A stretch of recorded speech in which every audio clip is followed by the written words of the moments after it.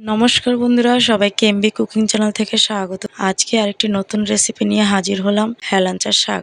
হেলাঞ্চা শাক অবশ্যই আমরা সকলেই চিনি। হেলাঞ্চা শাকের ডাঁটা দিয়ে চাপা শুটকির চচ্চড়ি রেসিপি। প্রথমেই আমি শাক এবং ডাঁটা আলাদা করে বেছে নেব। যে আমি ডাঁটাগুলা প্রায় ছোট ছোট লম্বা করে কেটে নিয়েছি, আর এইখানে শাকগুলোর শুধু আগাগুলো নিয়েছি। আমি শাকের এই আগাটা রসুন আর পেঁয়াজ দিয়ে রান্না করে নেব। এবার রান্নার জন্য ডাঁটাগুলো আমি ধুয়ে পরিষ্কার করে নিয়েছি। আর রান্নার জন্য নেব চাপা শুটকি এবং চিকন করে আলু কাটা আর পেঁয়াজ কুচি আর মরিচ বাটা।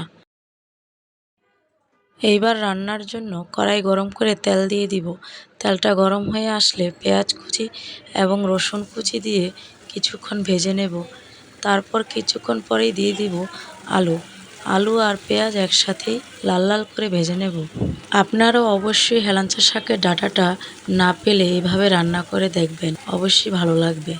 তারপর দিয়ে দিব কিছুটা লবণ এবং কিছুটা হলুদের গুঁড়া। সব কিছু একসাথে মিশিয়ে আরও কিছুক্ষণ ভেজে নেব। ভাজা হলে দিয়ে দিব মরিচ বাটা।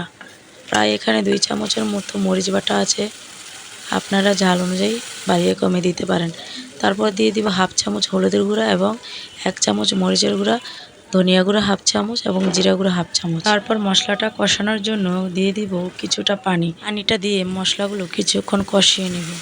মশলাটা কষানো হলে দিয়ে দিব শুটকি।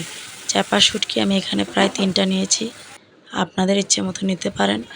এখন আমি চাপা শুটকিটা কিছুক্ষণ ভাজা ভাজা করে দিয়ে দিব শাকের ডাঁটাগুলো দিয়ে কিছুক্ষণ আমি নেড়ে চেড়ে নেব।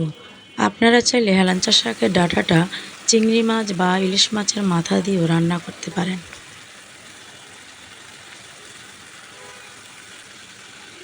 তারপর দিয়ে দিব স্বাদ মতো লবণ এবং সিদ্ধ হওয়ার জন্য কিছুক্ষণ ঢাকনা দিয়ে রাখবো। প্রায় 5-6 মিনিটের মতো ঢাকনাটা দিয়ে রাখবো। 5-6 মিনিট পর